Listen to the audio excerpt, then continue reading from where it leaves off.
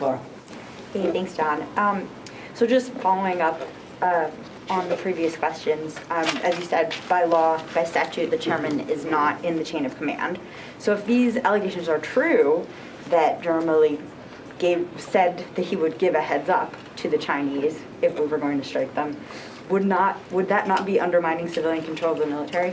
Again, I'm not going to speak to unconfirmed reports from a book that we haven't looked at and read yet, and certainly not to a conversation that took place before the administration took office. I'm not going to go there, Laura. I guess I can't really understand why you're not denying that is happening, that happens, since that's a pretty serious allegation. I'm not speaking to it at all, Laura. It's not that I'm not denying it. I'm going to refuse to speak to specific anecdotes that are in this book. I'm in no position to do that, and I don't think it would be helpful for me to try to speculate one way or the other about the veracity of these anecdotes. What I can tell you is that a chairman of any chairman across multiple administrations routinely have communications, direct channel communications with their counterparts in other countries, and it is particularly important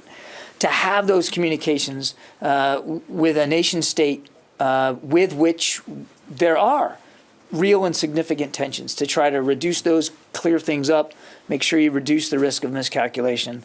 And I think you saw in the statement that the chairman's office that they put out earlier today that's exactly what was behind the context here for this particular call, which took place at a difficult time in our nation's history in this particular transition. And sorry, just to follow up on that point, Secretary Miller, Acting Secretary Miller, told Fox News that he did not authorize the call.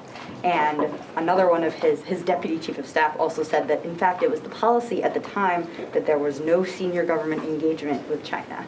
Is that true? But could that possibly be true? I couldn't answer that. I mean, those were before. That was time before we were in office. I can't speak to what the policies were for international communications were. But again, you saw it in the chairman's statement why he was having these conversations, and you also saw in his statement that those communications were staffed and coordinated. I would point you back to what the chairman said. Yeah.